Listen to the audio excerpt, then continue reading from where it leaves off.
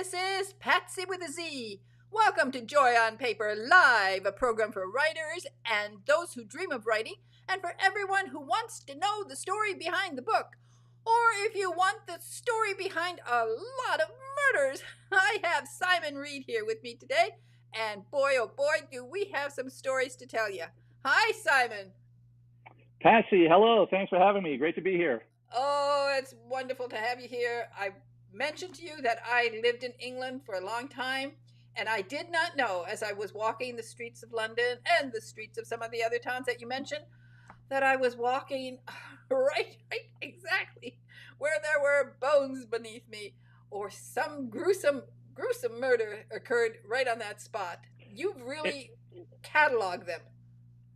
Yes, there are a lot of murders in this book. I'm not sure how many. I lost count somewhere. But of all the historic true crime books I've written, I've never written one that has so much bloodletting and murder Ooh. as this one, and brutal murders too. It's quite surprising how. Oh, they some of the worst that I've ever read about. So this book is a history of the London Police Force's most infamous murder cases.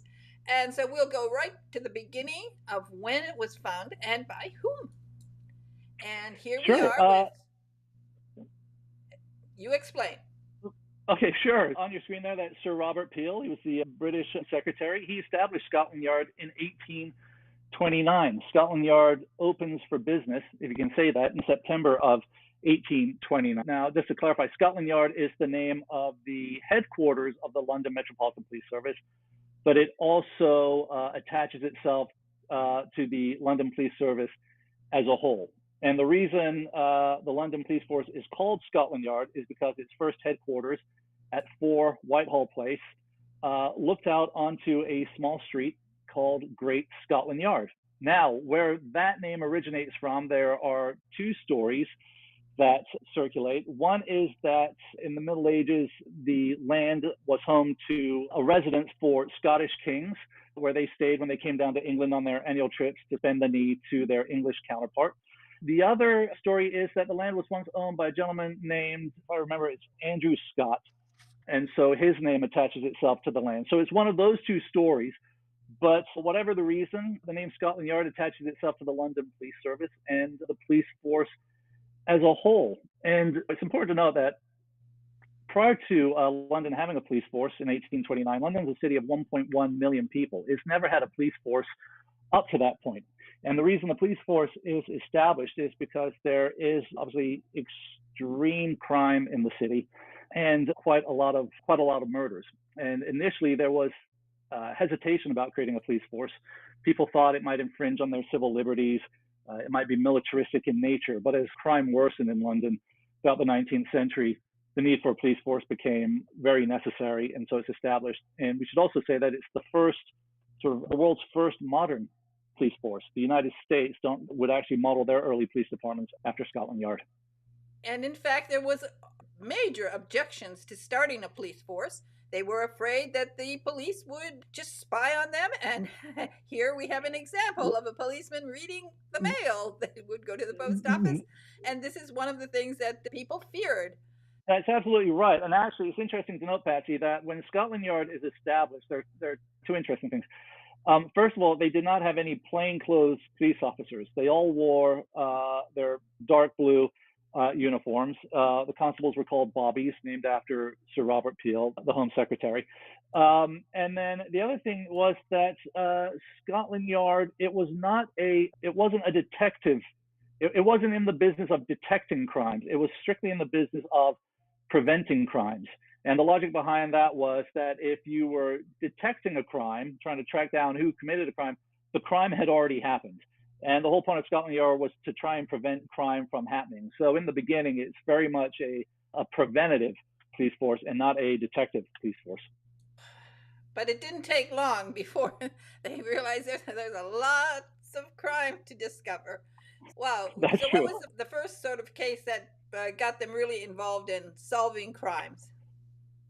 The first kind of major homicide investigation Scotland Yard tackles is in 1831. It's a case known as the Italian boy case. And at around this time, there are a lot of medical schools propping up around London. There's a real interest at this time to understand the human body and expand the study of medicine and that kind of thing. And a lot of medical schools pop up around London, and they are dissecting human corpses to learn how the human body works. And so there is a need to provide corpses to these schools.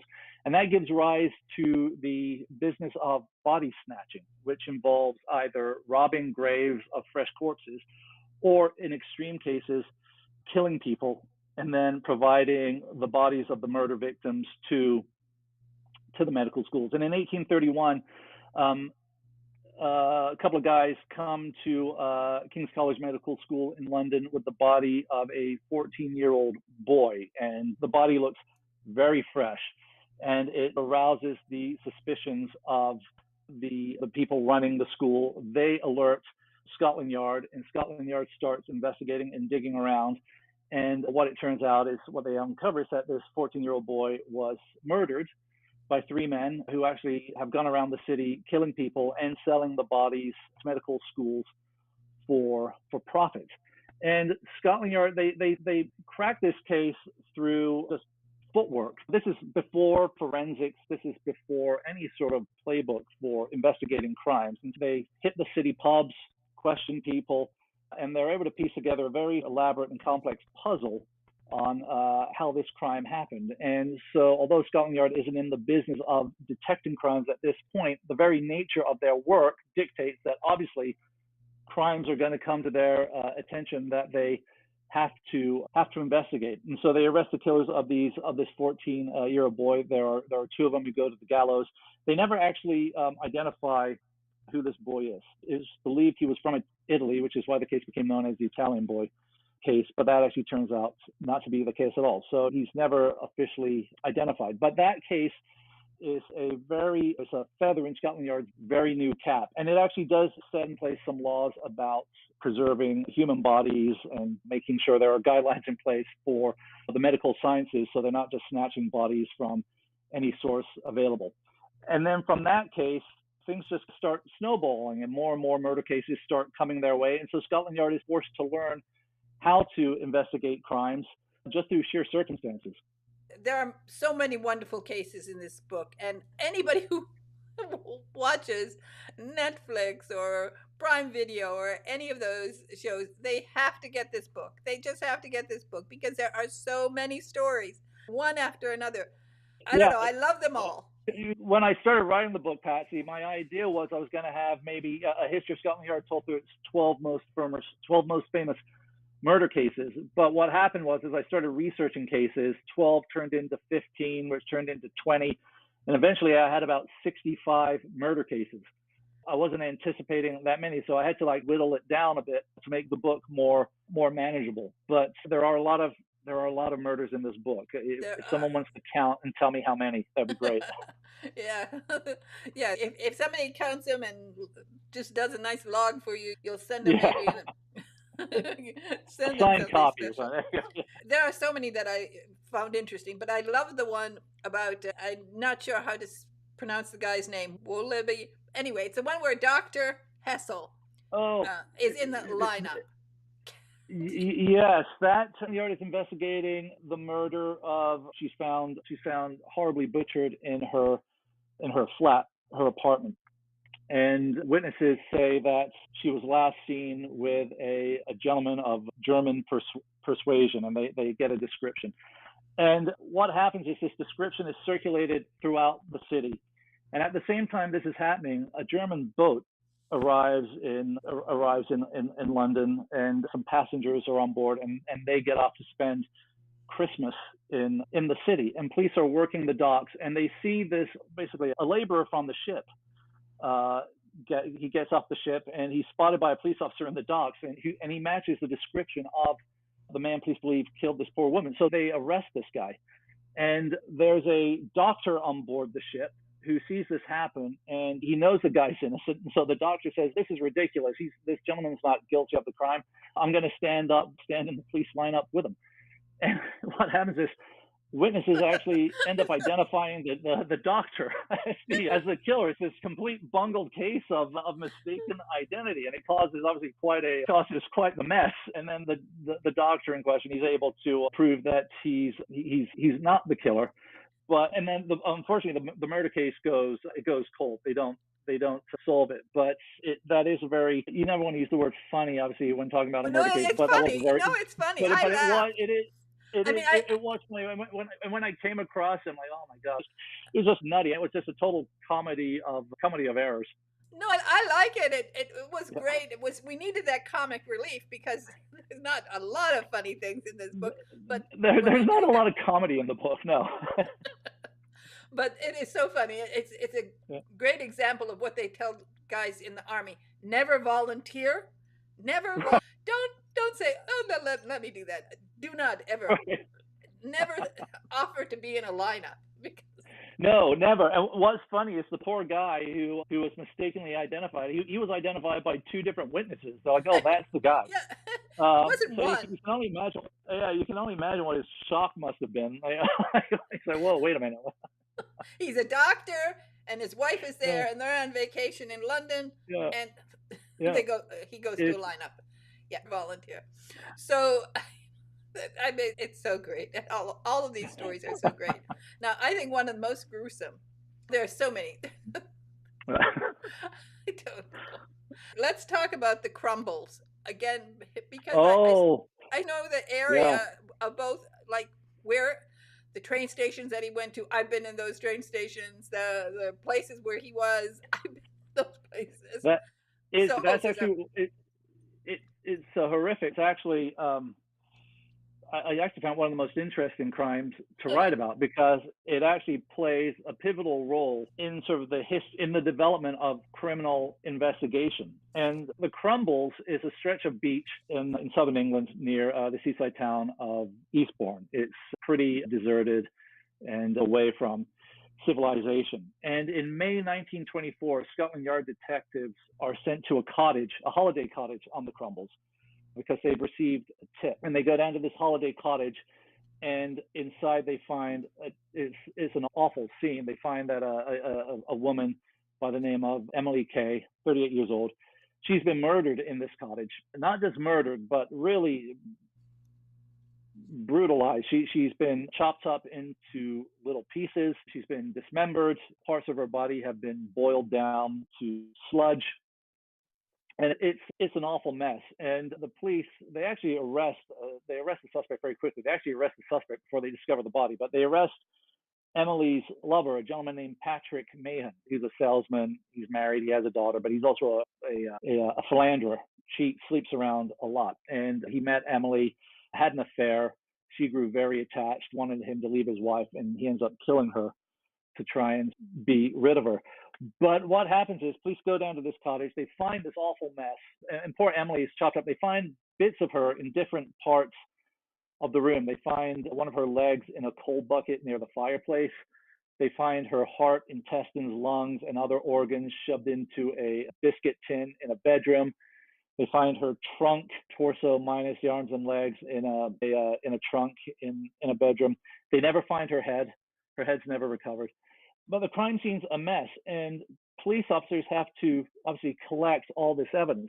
And they scoop up her raw flesh and her body parts with their bare hands. And there's a famed pathologist back in the day, Sir Bernard Spilsbury. Time magazine actually called him a real-life Sherlock Holmes. And he was very famous in the 1920s and 30s. He was the main pathologist in all the big murder cases that Scotland Yard works. And he shows up at this house on the Crumbles while these Scotland Yard detectives are scooping up raw flesh with their bare hands. And he's horrified when he walks in. He says, "Oh my God, what are you guys doing? Don't you realize the diseases you could get from doing that?" And one of the detectives working the case, he said, "This is the way we've always done it." And so Spilsbury makes a note of that. And after the case, he confers with the leadership of Scotland Yard, and they develop what is essentially the world's first CSI kit. It comes with everything that a detective needs to process a crime scene: measuring tapes, tweezers, forceps, test tubes, magnifying glass, and rubber gloves. And it's because of the Crumbles case in 1924 that Scotland Yard detectives started wearing rubber gloves at crime scenes. And that practice extends out from Scotland Yard to other police departments. And so that's why when you watch either a detective show or a true crime documentary and detectives at a crime scene pulling on their rubber gloves and getting their CSI kit out, that is a direct result of the 1924 Crumbles murder that Scotland Yard successfully investigated. And Patrick Mahan, I should say, he's found guilty. He goes to the gallows. There's an interesting story. Apparently, when he's on the gallows, one story is apocryphal. It's never been proved. But one story says that he tried to jump off the trap door as it opens to avoid his plunge into the pit. And it was unsuccessful. He jumped up, swung backward, hit the side of the trap door. One account says he broke his back, and then he fell the 6 feet and broke his neck. And that was the end of Patrick Mahan. But yeah, it's an interesting case, and it had ramifications that law enforcement still today. Yes, anybody who loves Abby Shudo and in NCIS will appreciate that story. Yeah. Exactly. Now, there are a lot of like nothing new under the sun. Body snatchers, grave snatchers. We're facing all of this today. But tell us about which one. There's a severed head one. Well, there's Oh, yes, yeah, and that takes place in 1837, and that's another pretty early case, murder case for Scotland Yard. And just before Christmas in 1836, a body is found at a construction site in London off Edgware Road. It's not even a whole body; it's a woman's torso minus the head and the legs. And police, they have no idea what to do with this, and they try to figure out who this lady is. It doesn't really go anywhere. And then a few weeks after the body is found, a pair of legs are found by some workmen clearing bushes off a street in London, and those legs are sent to the police, who are able to match it to the torso found off Edgware Road. And then not long after that, in one of the city's canals, a human head is found floating around. And again, this is sent to the police, and the police are able to match the head to the torso based on the saw marks on the torso's neck and the saw marks on the head. They fit together perfectly like a puzzle. And so they know, okay, so we got, but they still don't know who this woman is. And so they come up with the idea to put the head on public display in a jar of spirits. So they preserve the head in a jar of spirits, and they put it on display at a place called the Paddington Workhouse. The workhouse was a place for the destitute and unemployed where they could live, earn a meager salary. And they put the head on display there, and then they basically put a notification in the city's newspapers saying, if you have a loved one who's gone missing or you haven't heard from someone in a while, would you please come and take a look at this head and see if you can identify it for us?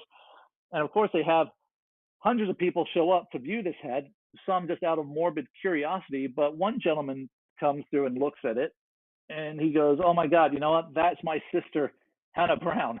And I last heard from her just before Christmas, and she was dating a gentleman named James Greenacre, and I haven't heard from her since." And so police were able to track down this Greenacre fellow, and he confesses he killed Hannah Brown. The two of them were lovers. They got into an argument about money. Turns out both were lying to each other about how well off the other one was, and he found out and got angry and killed poor Hannah.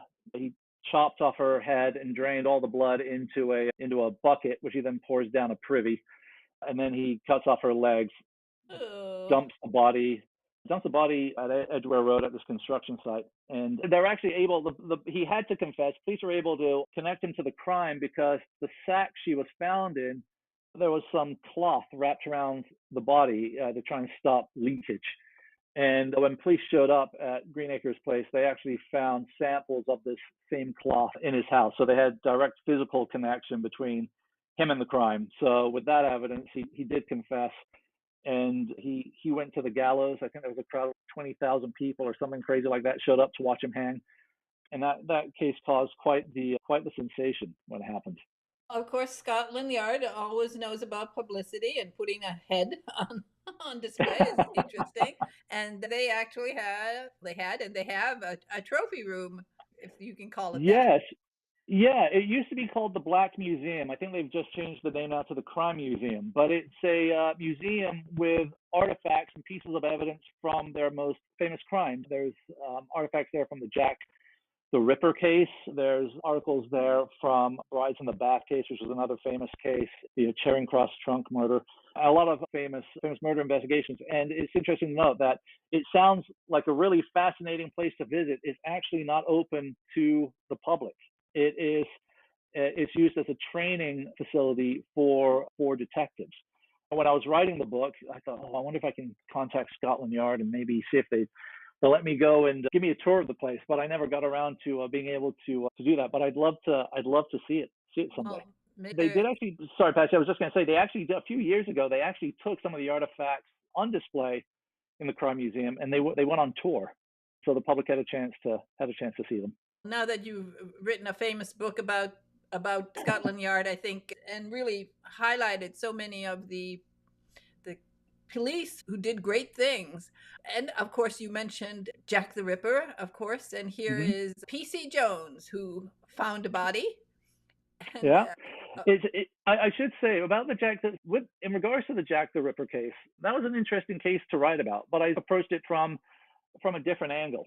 And while the book, obviously, the book describes the crimes, but they've been written about a lot. And so, but what I found interesting about the Jack the Ripper case is that it was the first case where there was an attempt made at criminal profiling, which today we hear about criminal profiling. It's very commonplace. You see it in thrillers, you read about it in detective novels. Silence of the Lambs is all about criminal profiling. But the first attempt at it is made by Scotland Yard because they are having trouble. Obviously, they never capture Jack the Ripper. The case remains unsolved. But during the investigation, they were really flummoxed as to what kind of person they were up against, who would be capable of committing murders like these. And so they approached a guy named Dr. Thomas Bond, who was a lecturer at Westminster Hospital, and he was a police surgeon. And they asked him to look at the autopsy reports of the Jack the Ripper victims, and could he, from the autopsy reports, put together some kind of profile of the person that detectives were hunting. And he put together is an interesting profile. I quote it in the book, but basically, this is a gentleman of very extreme daring and cool cunning. He moves very quickly. He's probably normal in appearance because one of the victims, Mary Jane Kelly, brings him home to her room. So he probably looks normal in appearance. There's probably nothing that suggests he's weird when ladies first meet him. He's incredibly strong.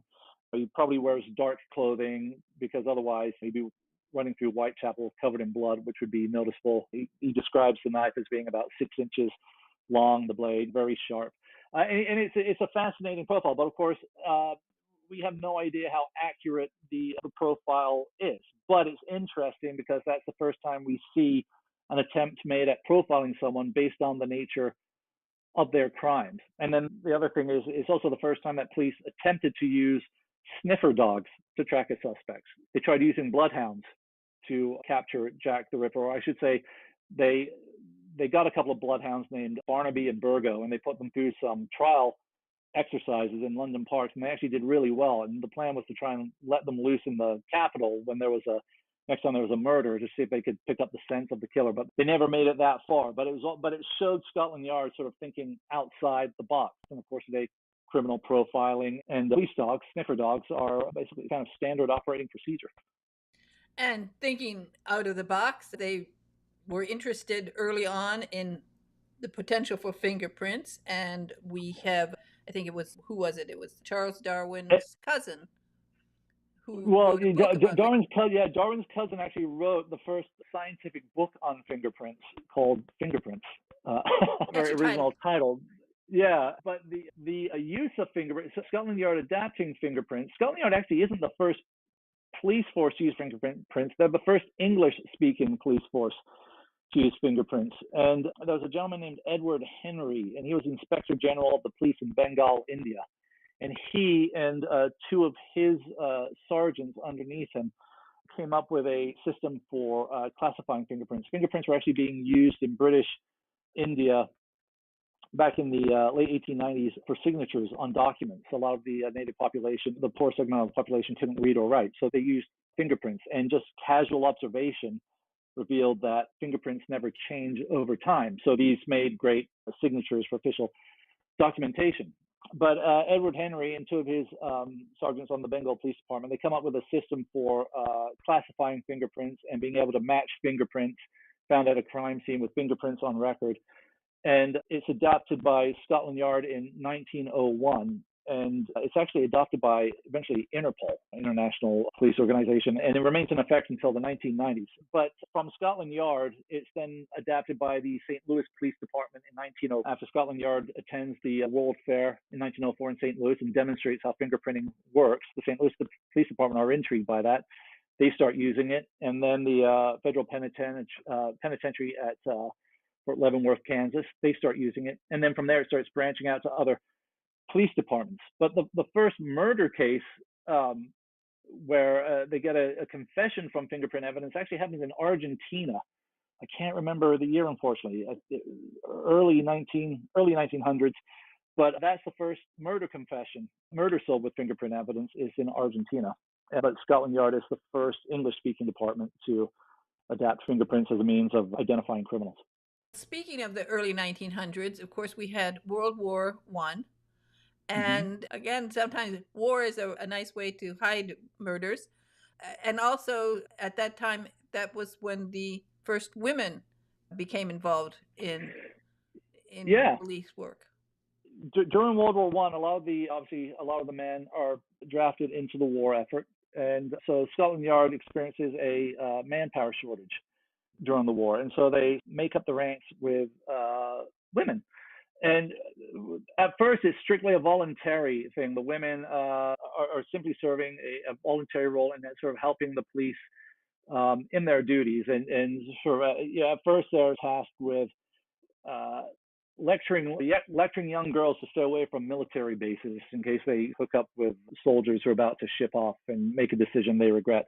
And they're cast in motherly roles. But then gradually they're put on patrol duties. They're stationed in bomb shelters during the Zeppelin raids to keep the peace, and they eventually are integrated into the London Metropolitan Police Service. But it actually takes several years. They're first brought on as a voluntary role, and then they're not paid, and then they do receive some benefits, but they're not considered official like police officers, and so there's a lot of kind of like bureaucratic maneuvering before they are eventually considered a legitimate component of the London Metropolitan Police Service. But it all stems from women stepping up to fill in a very large gap in the First World War when the men were being sent off to war zones. So their contribution was significant during the war years.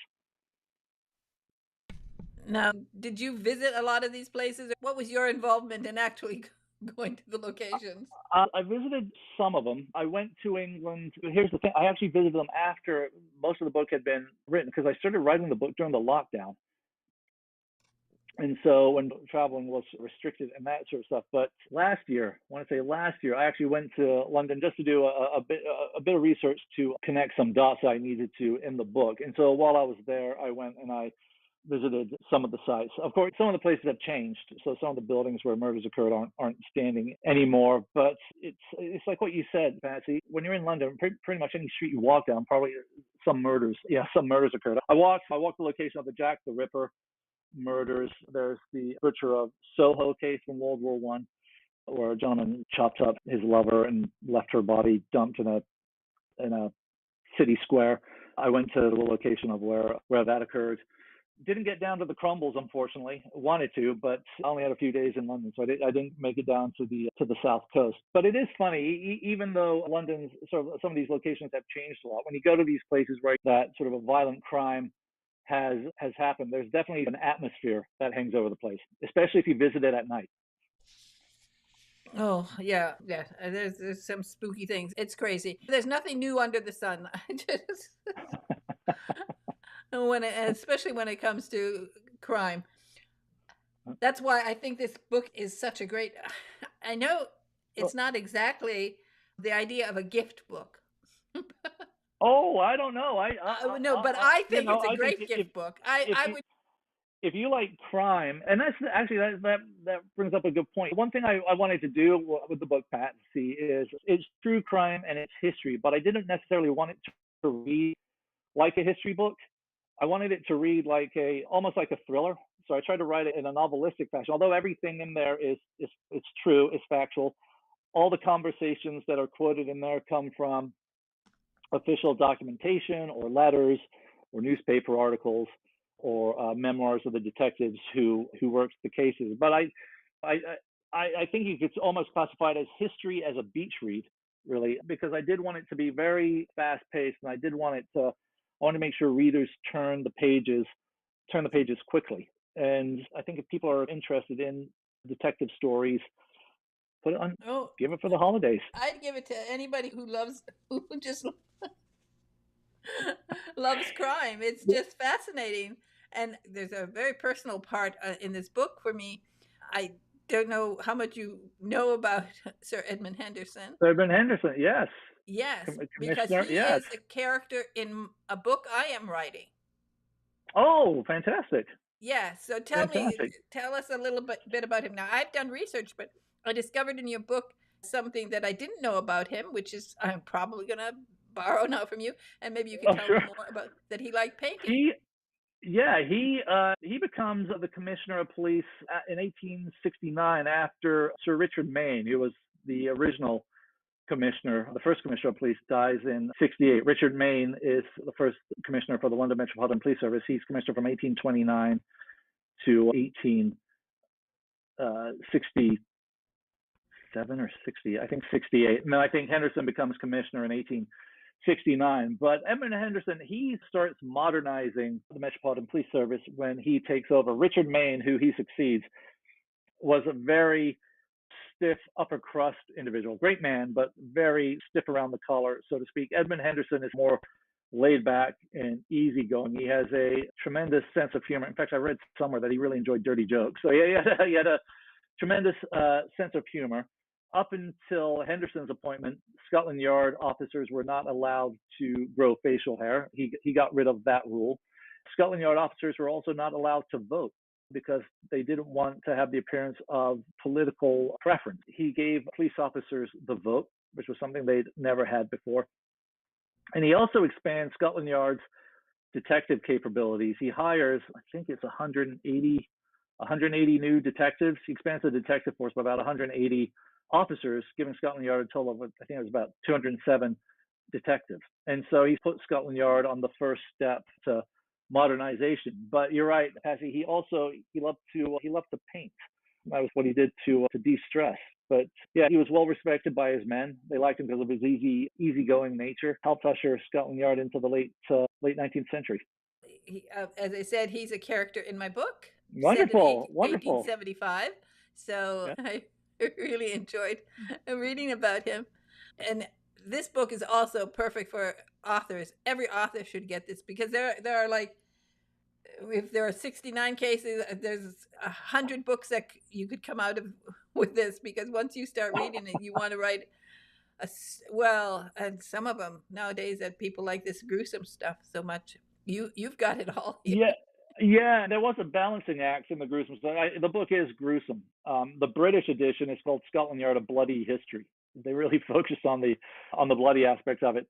Yeah, but it's a balancing act. So you want to convey the savagery of the crimes without celebrating it or getting too over the top with it. So I did try to strike a balance between describing what the crimes entail, but not getting Yeah, and too you also voyeuristic. celebrate so many of the policemen who did great work. Really, the ones who they went out of their way to solve a crime, and that's so fascinating how so many of them became just dedicated to their job of solving crimes. Who are some of your favorite detectives?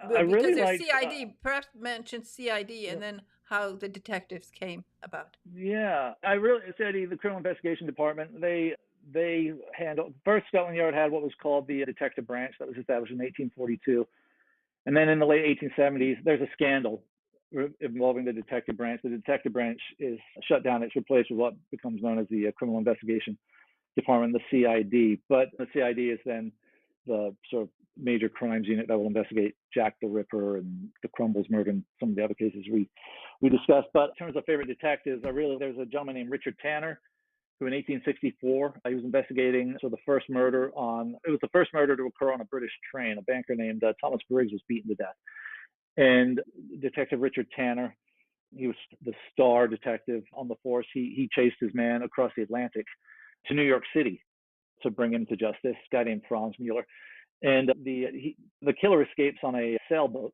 and Detective Tanner gives chase in a boat powered by steam. And so he arrives in New York City a couple of weeks before the killer does.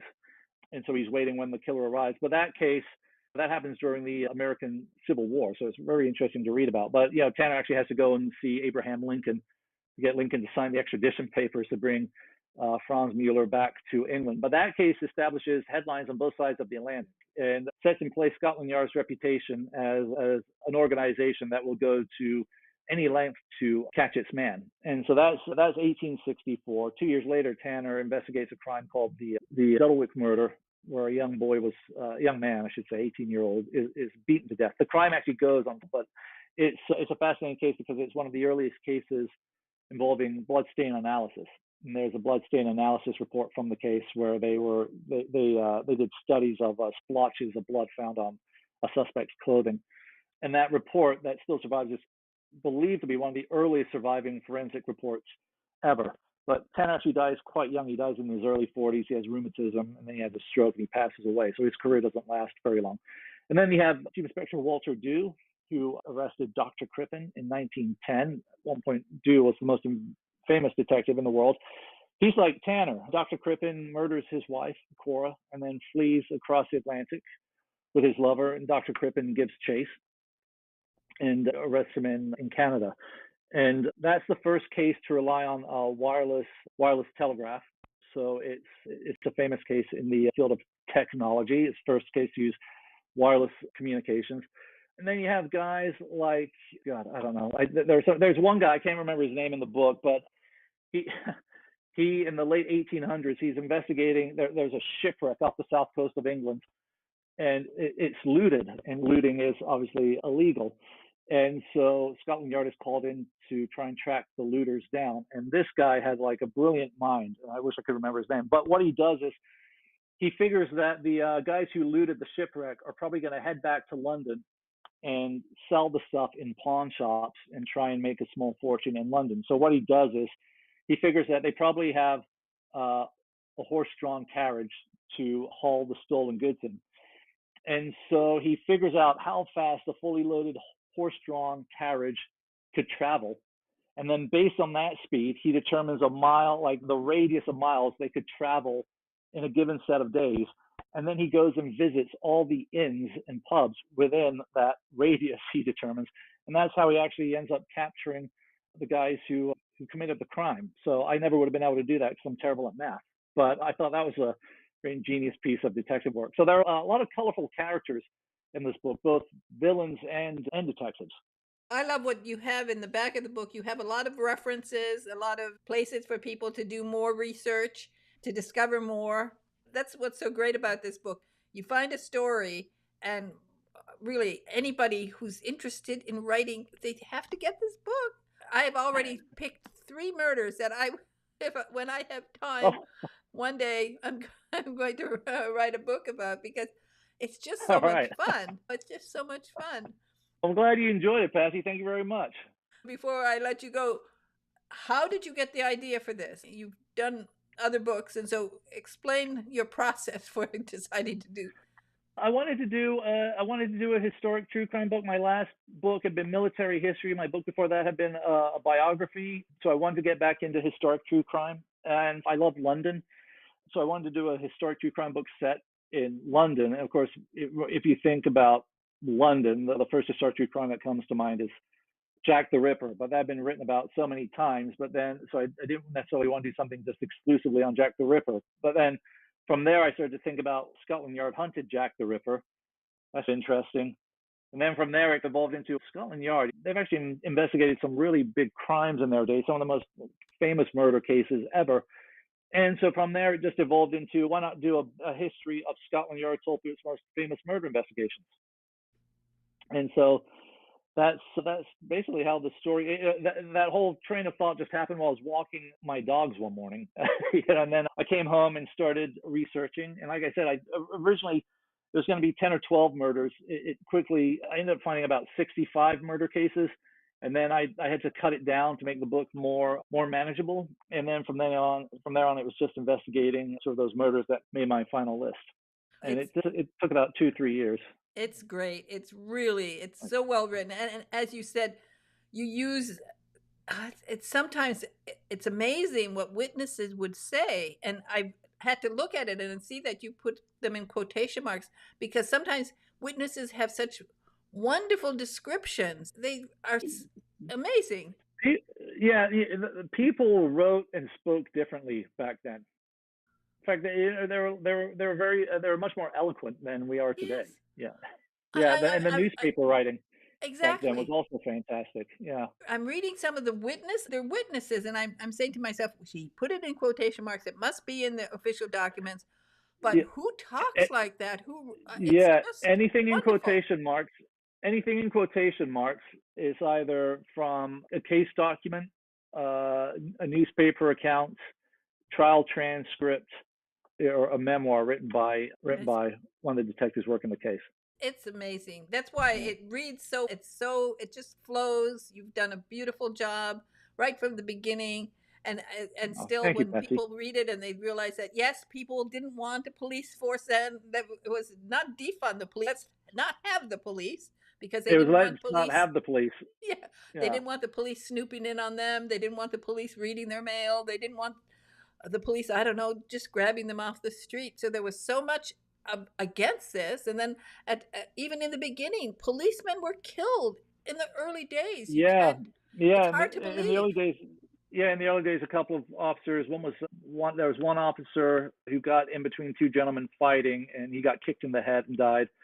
Another officer was stabbed to death when confronting a burglar. And those happened within, I think, the first year of Scotland Yard being established. It was very dangerous. It was a very dangerous job. Yeah, You know, and and it those, still is. It still is. And still so is. Yeah. that's why there's just so many stories in here. It's really great. It's a great read, and I do think it would make a great gift. I'm going to give it to my brother. It's just really great and beautifully Great. Thanks, written. Patsy. Oh, thank you. Thank you very You know, much. I just so grateful that you've been on Joy on Paper Live, and I'm going to have you back because we have to talk about your military history too. Okay. Sure, Patsy. It was my pleasure. I love being here. Great conversation. Really enjoyed it, and I'm happy to come back anytime. And if you know anything more about Henderson or you have any details, you can send it to me because I didn't know about him painting. And I'm going to add that Yeah. scene now in my book. I'm Great. stealing Excellent. from you. Excellent. Here's a real crime. I'm stealing from Simon Reed. And Simon Reed, you are an amazing author, and people have to get this Oh, thank you, book. Patsy. And you can probably write something. If you write a book based on something you discover from Simon Reed's book, make sure you thank him and acknowledge him because you've just put it together so beautifully. So, Oh, Simon thanks, Reed, Patsy. Thank you. and your website is Simon Reed Writing. And I love that name. I don't know, is that a made up name? It's real? No, it worked out well. That's my name.